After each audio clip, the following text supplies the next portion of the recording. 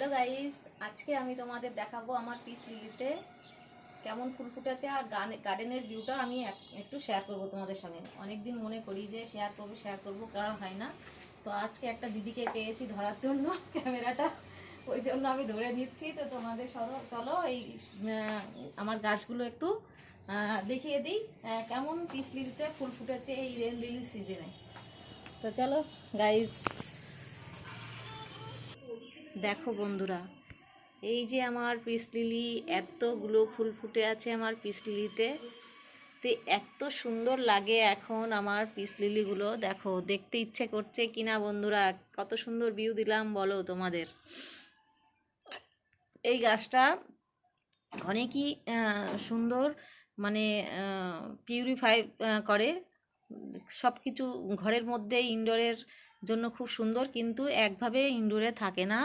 মাঝে সাঝে ওকে বাইরের হাওয়া দিলে পারে গাছটা ভালো থাকে, একভাবে ভিতরে রাখলে গাছ মরে যায়। তো আমার গাছ দেখো এই টেরেসে আছে, ছাদের উপরে। তো দেখো কেমন একটা ফুল ফুটে শুকিয়ে গেছে, আর বাকি সব ফুলগুলো এখন কি সুন্দর তাজা লাগছে, একদম ফ্রেশ। আর এত সুন্দর লাগছে দেখো বন্ধুরা। সবই তোমাদের একটু একটু করে সব কিছুই শেয়ার করব বন্ধুরা। আজকে তোমাদের সঙ্গে শেয়ার করছি আমি পিস লিলি। এটাতে হচ্ছে কত বড় গাছ জানো তুমি বন্ধুরা? তোমরা দেখো, এইটা হচ্ছে এত বড় গাছে, এত বড় টবে আছে, আর এত গাছ আছে না এইটাই। দেখো কতগুলো চারা আছে, এতে বার করলে প্রচুর চারা আছে এটার মধ্যে। অনেক বড় 12 ইঞ্চি টবে আছে, আর ছোট ছোট দুটো ছিল আমার এরকম টব। হ্যাঁ, দুটোর থেকে আমি ভেঙে এই যে ছোট ছোট টবে, এইগুলোতে আমি একটা একটা করে লাগিয়েছি। কিন্তু এইগুলোতেও দেখো কেমন গ্রোথ এসে গেছে। দেখো কতগুলো চারা আছে একটা এই ছোট্ট টবে, 6 ইঞ্চির টবে। দেখো কতগুলো গ্রোথ এসেছে। এটাকেও আমি একটা বড় টবে দেবো। তো বড় টবে দেওয়ার পরে 1-2 বছর পরে আমার এই গাছগুলোও দেখবা এই গাছের মতো পরিস্থিতি হয়ে যাবে।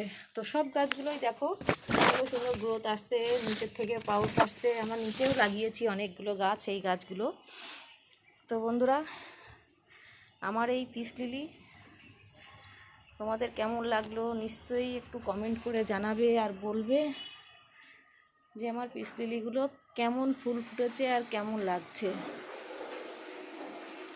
তোমরাও এই গাছগুলোকে বাড়িতে রাখতে পারো। এর সবথেকে বড় মজাদার কি আছে জানো? এর গাছের যখন তুমি জল শুকিয়ে যাবে তখনই তুমি একে জল দেবে। হ্যাঁ, মাটি ভিজে আছে আর সেই টাইমে তুমি যদি জল দাও তাহলে কিন্তু গাছ মরে যাবে।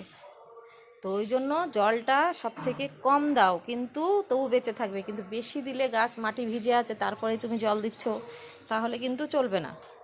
এটাকে না, মাটি শুকিয়ে আসবে, পাতা নুয়ে যাবে, তখন তুমি জল দেবে। পাতা যখন আউড়িয়ে যাবে, জল নেই, তখনই তুমি এই গাছকে জল দেবে। তার আগে নয়, এই গাছে জল দেবে না, তাহলে পাতা হলুদ হয়ে যেয়ে গাছ মরে যাবে।